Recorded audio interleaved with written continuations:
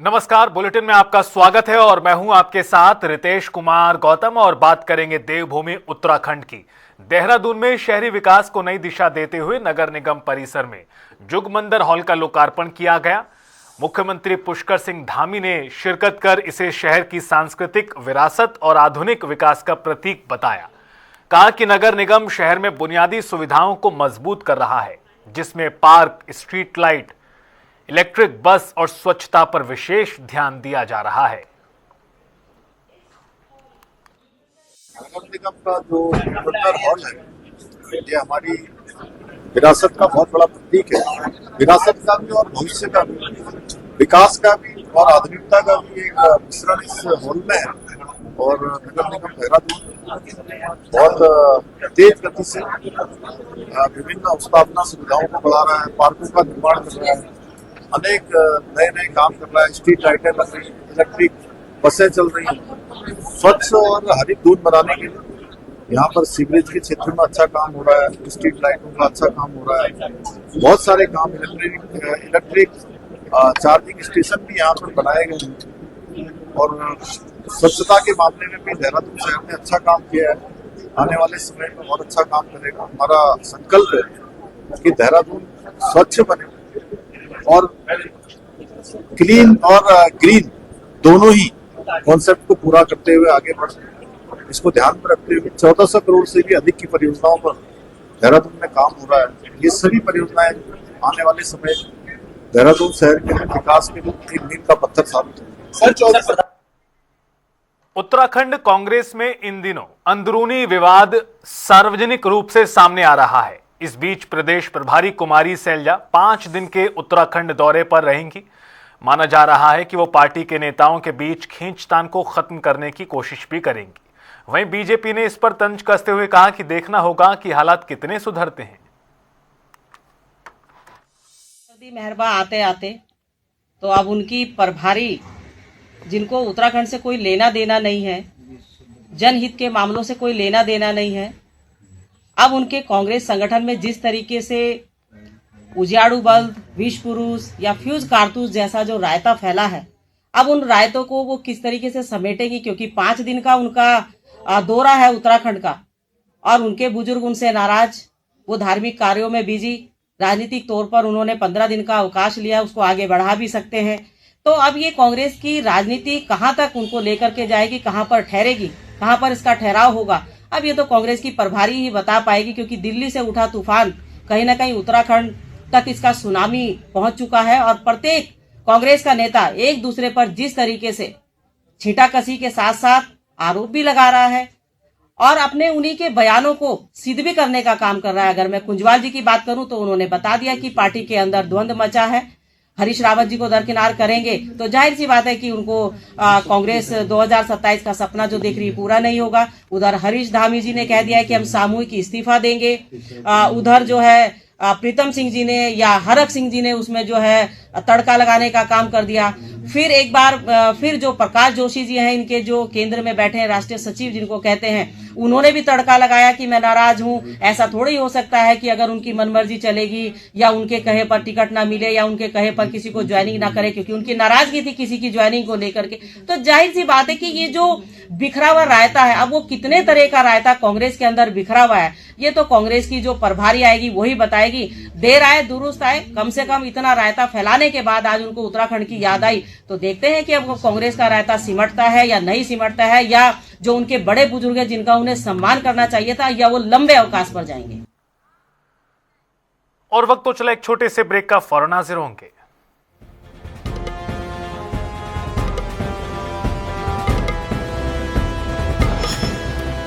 Break के बाद bulletin में आगे बढ़ते हैं। उत्तराखंड कांग्रेस में अंदरूनी कलह तेज है। वरिष्ठ नेता हरीश रावत की नाराजगी के बीच पार्टी के कई नेता एक दूसरे पर खुलकर बयान दे रहे हैं। सियासी घमासान पर बीजेपी भी कांग्रेस को घेर रही है। बीजेपी के प्रदेश प्रवक्ता मथुरा दत्त जोशी ने कांग्रेस पर निशाना साधा और कहा, पार्टी में नेतृत्व की कमी है और नेताओं के आपसी विवाद ही कांग्रेस को कमजोर कर रहे हैं।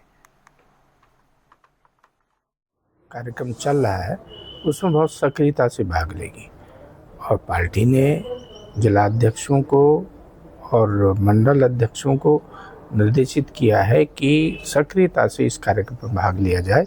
हालांकि चुनाव आयोग का कार्यक्रम है ये, लेकिन हमारा अपना प्रयास ये रहेगा कि कोई भी मतदाता जो 18 वर्ष की आयु पूरी कर चुका हो वो मतदाता सूची में जुड़ने से वंचित न रहे और देश के लोकतंत्र के पर्व में उसकी भागीदारी सुनिश्चित हो और मतदाता बने और देश के भविष्य को निर्धारण में उसकी भूमिका रहनी चाहिए। ये पार्टी का एक महत्वपूर्ण कार्यक्रम है और हर जनपद में इस संबंध में सेमिनार आयोजित हो रहे हैं, पार्टी का प्रशिक्षण कार्यक्रम चल रहा है, पार्टी के वर्ग चल रहे हैं और मंडल स्तर पर, जिला स्तर पर। तो वहीं रुड़की में कांग्रेस ने 2027 चुनाव की तैयारियों का बिगल फूंक दिया है। दरअसल ओबीसी मोर्चा के कार्यक्रम में प्रदेश प्रभारी रोहिताश बसोया का जोरदार स्वागत हुआ और मंच से सरकार पर तीखे हमले बोले गए। कार्यक्रम में कई युवाओं ने कांग्रेस का दामन थामा, जिससे कार्यकर्ताओं में काफी उत्साह दिखा। वहीं नेताओं ने एकजुट होकर चुनाव लड़ने का आह्वान किया। देखिए, मेरा तो ये कहना है कि आज तो कुछ युवाओं ने आपके सामने कांग्रेस ज्वाइन की है। पीछे भी आपने देखा होगा दिल्ली में प्रदेश के कुछ पूर्व विधायक, कुछ प्रदेश उत्तराखंड के वरिष्ठ नेताओं ने भी कांग्रेस ज्वाइन की है। ये सिलसिला लगातार चुनाव तक चलता रहेगा। आप देखिएगा दिन ब दिन कांग्रेस का परिवार बढ़ता रहेगा। मेरे को यहाँ पे ओबीसी विभाग की जिम्मेदारी मिली है प्रभारी के तौर पर, क्योंकि चुनाव का भी समय है, नजदीकी है। तो भाई गौरव चौधरी जी के साथ मिलकर हम कैसे संगठन को, ओबीसी को मजबूत करें, उस पर काम करेंगे। साथ ही पार्टी जो आदेश देगी और आने वाले चुनाव की रूपरेखा के हिसाब से जो भी प्रोग्राम होगा उसे करेंगे। ये हमारा इतना बड़ा परिवार है। हरीश रावत जी इतने वरिष्ठ नेता हैं कांग्रेस का उत्तराखंड के अंदर, उनकी कोई नाराजगी नहीं है। कुछ परिवार के अंदर कुछ बातें अगर होती है तो वरिष्ठ लोग अपनी कोई बात रखना चाहते हैं आपस में, कोई इतनी बड़ा समस्या नहीं है। पहले भी कई बार ऐसी बातें आती रही होंगी। हरीश रावत जी हमारे उत्तराखंड की नहीं, पूरे देश कांग्रेस की पार्टी के इतने वरिष्ठ नेता हैं कि मुझे नहीं लगता कि कभी जीवन भर कांग्रेस के बारे में गलत सोच सकते हैं। ठीक है, कोई बात होगी, वरिष्ठ नेताओं से बात चर्चा उनकी चल रही है। जहाँ जहाँ कांग्रेस नहीं जीती वहां पर कहीं ना कहीं कांग्रेस ने अपना जो ग्राफ है वो बहुत बढ़ाया है और निसंकोच ओबीसी की यहाँ बहुत वोट है और ओबीसी की भागीदारी और हिस्सेदारी भी उसी हिसाब से होगी जिस हिसाब से उनका अधिकार है। उसके एक वकील बनकर, उस समाज का, उस ओबीसी विभाग का वकील बनकर जो राहुल जी ने जिम्मेदारी के लिए कहा है, निश्चित तौर पर उसकी लड़ाई हमारे माध्यम से, प्रभारी जी के माध्यम से सबसे मिलजुल कर लड़ी जाएगी और ओबीसी की भागीदारी बढ़ चढ़कर हिस्सेदारी भी करी जाएगी। देखिए, ये सीटों पे टिकट देना तो पार्टी का काम है। हमारा काम है अच्छे कैंडिडेट, जो जिताऊ कैंडिडेट हैं, जो सरकार के लिए समर्पित हो, उनका व्यक्तित्व रखना, उनका बायोडाटा रखना। बाकी निर्णय शीर्ष नेतृत्व का होगा, जिसको भी वो कहेंगे हम उसका स्वागत करेंगे। कानपुर में भी ओबीसी वोट विधानसभा में निसंकोच कानपुर से क्यों छोड़ेंगे? जहाँ भी हमारा मिलेगा, जहाँ भी होगा। मान लीजिए सैनी समाज है, कहीं सैनी समाज को अगर भागीदारी मिलती है तो निसंकोच उस सीट का विश्लेषण करके उनके नाम आगे बढ़ाए जाएंगे। तो ये सबके मिलजुलने से होगा, ये परिवार समझ। देहरादून के प्रेमनगर में छात्र दिव्यांशु की हत्या के मामले पर भारतीय किसान यूनियन ने कड़ा विरोध जताया। तो वहीं शोक सभा में राकेश टिकैत ने सरकार से दोषियों के खिलाफ कार्रवाई की मांग की। उन्होंने कहा कि बढ़ता नशा अपराधों की वजह बन रहा है। छात्रों की सुरक्षा सुनिश्चित करना सरकार की जिम्मेदारी है। सरकार से इंसाफ लेने आए, ठीक है, इंसाफ लेने आए कि हम अपने बच्चों को वहां से, ये देहरादून बहुत बढ़िया जगह है,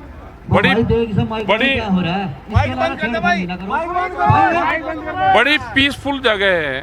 यहाँ पे अपने बच्चों को पढ़ाने भेजते हैं और यहाँ पे उस तरह से दिव्यांशु की जैसे हत्या हुई है, जैसे रणवीर हत्याकांड हुआ था, तो हम असुरक्षित सी महसूस कर रहे। और अगर यही हाल रहा तो यहाँ से बच्चे निकल गए, जो बाहर के लोग देहरादून को बिल्कुल साफ सुथरा समझते हैं, वे यहाँ पे ये मानने लगे कि भाई वहाँ पे ठीक नहीं है, तो ना तो देहरादून रहेगा, इसकी भी छवि खराब होगी। जिस तरह से नशे का कारोबार यहाँ पे बढ़ रहा, देखो यहाँ के प्रशासन को संज्ञान लेना चाहिए, यहाँ की सरकार को संज्ञान लेना चाहिए। ये देहरादून उत्तराखंड ना किसी का है, ये सबका है। ये देवभूमि है और देवभूमि में बहुत शांतिपूर्ण तरीके से एजुकेशन पे काम पहले से होता है। नशा नहीं है, उस पर काम होता है। इन सब चीजों पर बंद हो, जो गुंडागर्दी है ये बंद होनी चाहिए। किसने हत्या करी, देश में कानून संविधान है, हत्या करी जिन लोगों के नाम आए उनका पकड़ कर जेल भेजो। अल्टीमेटम है कुछ आप लोगों का क्या? देखो अल्टीमेटम तो क्या अल्टीमेटम देंगे भाई, सब लोग आ रहे तो दुख की घड़ी है। जैसी जिम्मेदारी हमारी है ऐसी जिम्मेदारी आप लोगों की भी है।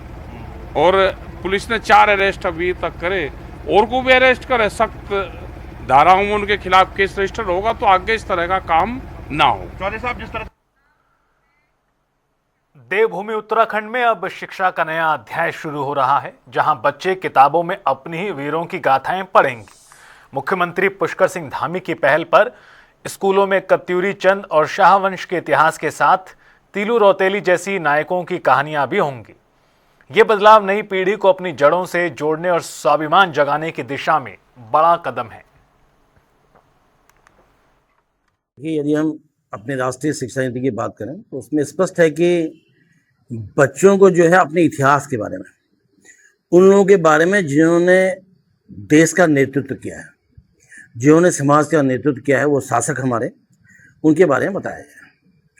तो इसके तहत माननीय मुख्यमंत्री के जो निर्देश हैं उनका हमने अनुपालन किया हुआ है। निर्देश ये हैं कि नेतृत्व क्षमता का विकास बच्चों में किया जाए, रूबरू कराया जाए अपने सिस्टम से, जो हमारा पूर्व में हमारा सिस्टम रहा था, किस तरह से हमारा राजशाही हमारे चलते, किस तरह से वो लोग बहुत ज़्यादा पराक्रमी थे, वीर योद्धा थे, और दूसरी बात किस तरह से वो लोग जो है पूरे समाज को एक लेके चलते थे।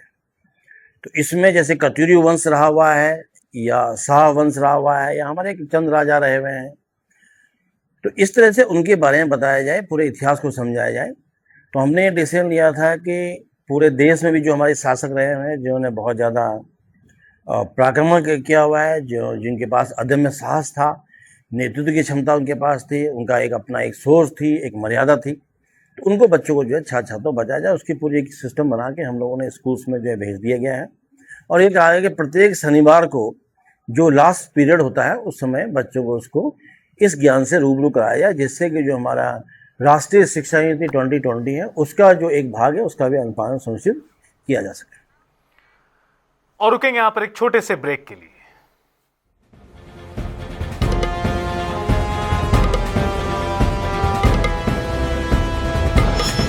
ब्रेक के बाद स्वागत है। हल्द्वानी में विश्व ऑटिज्म जागरूकता दिवस के मौके पर रोशनी सोसाइटी और जिला दिव्यांग पुनर्वास केंद्र के तत्वाधान में जागरूकता कार्यक्रम हुआ। इस दौरान विशेषज्ञों और अधिकारियों ने ऑटिज्म से प्रभावित बच्चों को मुख्य धारा से जोड़ने पर जोर दिया।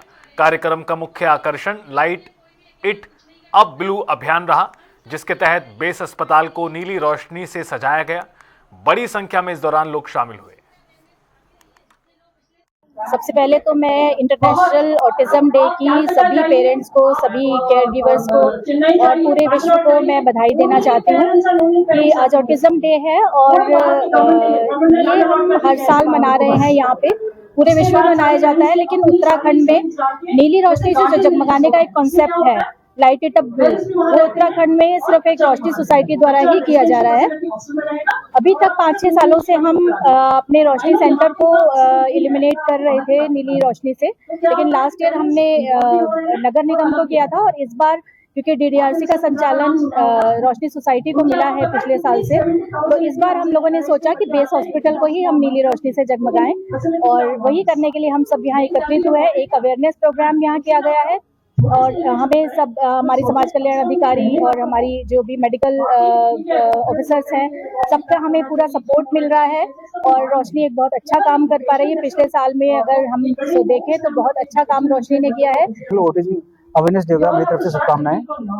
दूसरा, ये जो प्रोग्राम किया गया है DDRC और रोशनी सोसाइटी के द्वारा, एक तो मैं इसकी प्रशंसा करता हूँ बहुत, और दूसरा सबसे ज्यादा मैं प्रणाम करता हूँ उन अभिभावकों को जिन्होंने एक तरह की सोसाइटी बनाई है और इस तरह के कार्यक्रम किए जा रहे हैं। हमारा जो समाज कल्याण विभाग है, DDRC है, रोशनी सोसाइटी है और ये पेरेंटल सोसाइटी है, हमारा मूल उद्देश्य होना चाहिए कि हम लोगों में इस तरह के कार्यक्रम करके अवेयरनेस पैदा करें, और जिसका आज हमें देखने को मिला, बच्चे काफी एक्टिव हो गए हैं और आगे बढ़ रहे हैं और समाज से जुड़ रहे हैं। दूसरा उद्देश्य ये है कि लोग जो सोसाइटी के हैं वो इसको एक अभिशाप की तरह ना देखें, और जो पेरेंट्स हैं उनको भी ये हो कि हेजिटेशन ना हो समाज से जुड़ते हुए, वो ज्यादा से ज्यादा एक दूसरे से कॉन्टेक्ट रखें और अपने बच्चों को ज्यादा से ज्यादा अवेयरनेस दें।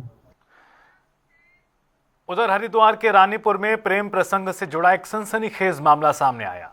विवाद के बाद युवक ने, बताया जा रहा है कि सुबह युवक ने युवती को रास्ते में रोककर मारपीट की और फिर फरार हो गया, जिसकी सूचना मिलते ही पुलिस ने कार्रवाई करते हुए उसकी लोकेशन ट्रेस की, जहां पर वो मृत अवस्था में मिला। पुलिस ने मौके से अवैध हथियार भी बरामद किया है। फैजाबाद मूलतः उत्तर प्रदेश की रहने वाली है, अयोध्या से। तो वो आज चूंकि अपने बहन के वहाँ रहती है ऐसा पता चला है, और वो आज फैक्ट्री में कहीं काम करती थी, तो वो जा रही थी। तो इसी बीच में चौराहे के पास किसी एक लड़के के द्वारा उस लड़की पे से मारपीट की गई, और जो प्रत्यक्षदर्शियों का कहना था कि उस लड़के के हाथ में एक तमंचा भी था। तत्काल उन्होंने आके चौकी में सूचना दी, लोगों ने शोर मचाया, चौकी की पुलिस भी पहुंची। इतने में वो लड़का वहां से भाग गया। इस लड़के का जो मोबाइल नंबर था उसको लेकर के लड़की से और पुलिस सर्च कर रही थी। इसी बीच में हमें सूचना मिली कि यहाँ पे जो खाली प्लाट है पेट्रोल पंप के पीछे एक व्यक्ति पड़ा हुआ है। जब मौके पे आकर देखा गया तो प्रथम दृष्टया सुसाइड प्रतीत हो रहा है, जिसमें जो लड़के के हाथ में पिस्टल था जो कंट्री मेड था, और उससे उसको गोली लगी हुई है। हमारी फॉरेंसिक की टीम भी पहुंची है, सभी जो अधिकारीगण थे वो भी मौके पे पहुंचे हुए हैं। जो आवश्यक कार्रवाई हमारे द्वारा है वो की जा रही है। यहाँ चूंकि जो घटना स्थल है वहाँ पे एक फैक्ट्री है और वहाँ पे चारों तरफ से कैमरे हैं, तो कैमरे में भी वो वीडियो आ गई है जिसमें वो लड़का खुद ही जा रहा है, और जो घटना हुई है उसके द्वारा प्रत्यक्षता खुद ही कारित किया गया है। और फिलहाल इस बुलेटिन में इतना ही। खबरों का सफर लगातार जारी है।